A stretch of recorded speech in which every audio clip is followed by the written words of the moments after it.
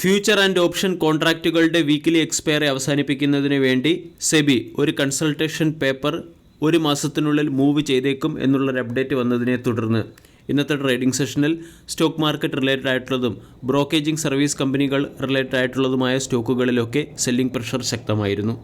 കൂടാതെ F&O സെഗ്മെൻറ്റിലെ retailer participation കുറയ്ക്കുന്നതിന് വേണ്ടി സെബി ചില നിയന്ത്രണങ്ങൾ കൈക്കൊള്ളാൻ സാധ്യതയുണ്ടെന്നും റിപ്പോർട്ടിൽ പറയുന്നുണ്ട്. കഴിഞ്ഞ 1 മാസമായി F&O സെഗ്മെൻറ്റിലുള്ള റീറ്റെയിലർ പാർട്ടിസിപ്പേഷനിൽ കുറവ് വരികയും ക്യാഷ് സെഗ്മെൻറ്റിലുള്ള റീറ്റെയിലർ പാർട്ടിസിപ്പേഷൻ 3 ഇരട്ടിയോളം വർദ്ധിക്കുകയും ചെയ്തിട്ടുണ്ട്. സെബിയുടെ ഉദ്ദേശവും ഇത് തന്നെയാണ്.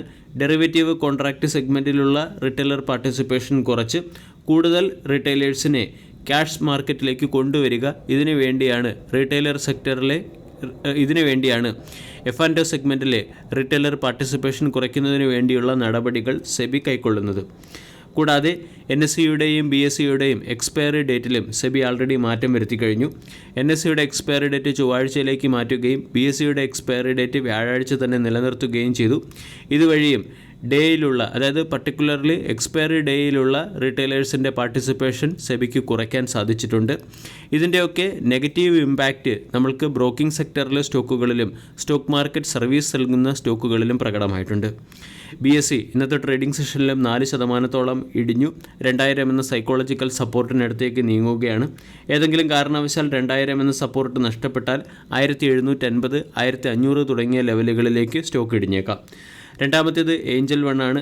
ഏഞ്ചൽ 1 എന്ന സ്റ്റോക്ക് 3200 നിന്നും ഇടിഞ്ഞ് 2222 എത്തിയിട്ടുണ്ട്.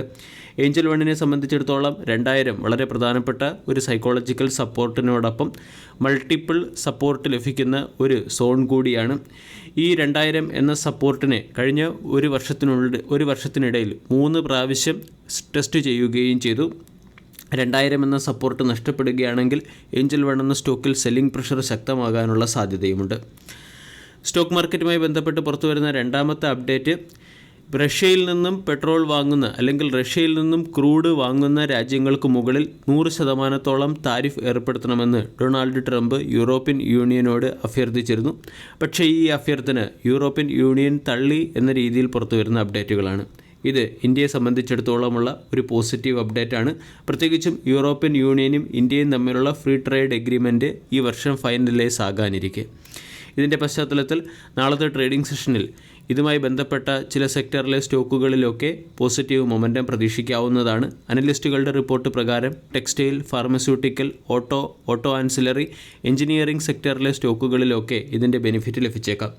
2024 എക്സ്പോർട്ട് ഡേറ്റ പ്രകാരം ഫാർമസ്യൂട്ടിക്കൽ സെക്ടർ $2.88 ബില്യൺ റവന്യൂ ആണ് യൂറോപ്യൻ യൂണിയനിലേക്കുള്ള എക്സ്പോർട്ട് വഴി സമ്പാദിച്ചത്. അതോടൊപ്പം തന്നെ ജ്വല്ലറി, ജെംസ് പോലുള്ള സെക്ടറിലും ഇതിൻ്റെ ബെനിഫിറ്റ് ലഭിച്ചേക്കാം. അനലിസ്റ്റുകളുടെ റിപ്പോർട്ട് പ്രകാരം Apollo tyre, ISGEC heavy engineering, Arvind തുടങ്ങിയ സ്റ്റോക്കുകൾക്ക് ഈ അപ്ഡേറ്റിൻ്റെ ബെനിഫിറ്റ് ലഭിക്കാനുള്ള സാധ്യതയുണ്ട്. അപ്പോളോ ടയറിൻ്റെ ടോട്ടൽ റവന്യൂവിൻ്റെ 26% ജനറേറ്റ് ചെയ്യുന്നത് യൂറോപ്യൻ രാജ്യങ്ങളിൽ നിന്നാണ്. കൂടാതെ ഐസ്ചെക് എഞ്ചിനീയറിംഗ് എന്ന കമ്പനിക്ക് ലഭിച്ചിരിക്കുന്ന ഓർഡർ ബുക്ക് നമ്മൾ പരിശോധിച്ചാൽ ഒരു സൈസബിൾ ഓർഡർ യൂറോപ്യൻ രാജ്യങ്ങളിൽ നിന്നാണ് വന്നിരിക്കുന്നത്. അരവിന്ദ് ലിമിറ്റഡ് എന്ന ടെക്സ്റ്റൈൽ ഫാഷൻ ബ്രാൻഡിനും യൂറോപ്യൻ യൂണിയനിലുള്ള രാജ്യങ്ങളിൽ സിഗ്നിഫിക്കൻ്റ് എക്സ്പോസർ ഉണ്ട്. അതുകൊണ്ട് യൂറോപ്യൻ യൂണിയൻ ഇന്ത്യക്ക് മുകളിൽ 100% താരിഫ് ഏർപ്പെടുത്താനുള്ള തീരുമാനം തള്ളിയതിൻ്റെ ബെനിഫിറ്റ് ഈ സെക്ടറിലെ സ്റ്റോക്കുകൾക്ക് വരും സമയങ്ങളിൽ പ്രതീക്ഷിക്കാവുന്നതാണ്. അതോടൊപ്പം തന്നെ IT സർവീസ് സെക്ടറിലെ TCS എന്ന സ്റ്റോക്കിനെയും നമ്മൾക്ക് ഫോക്കസ് ചെയ്യാം. മറ്റ് അനലിസ്റ്റുകളുടെ റിപ്പോർട്ട് നമ്മൾ പരിശോധിച്ചാൽ ഫാർമ സെക്ടറിൽ നിന്നും Sun Pharma, doctor Reddy's laboratory, Zydus life science തുടങ്ങിയ സ്റ്റോക്കുകൾക്കും ഈ അപ്ഡേറ്റിൻ്റെ ബെനിഫിറ്റ് ലഭിക്കാനുള്ള സാധ്യതയുണ്ട്. FMCG സെക്ടറിലെ ഹിന്ദുസ്ഥാൻ യൂണിലിവർ, ഡാബർ തുടങ്ങിയ സ്റ്റോക്കുകളെയും ഈ ന്യൂസ് പോസിറ്റീവായി സ്വാധീനിക്കാനുള്ള സാധ്യതയുണ്ട്. വീഡിയോ എല്ലാവർക്കും ഇഷ്ടമായി എന്ന് വിശ്വസിക്കുന്നു. Thank you.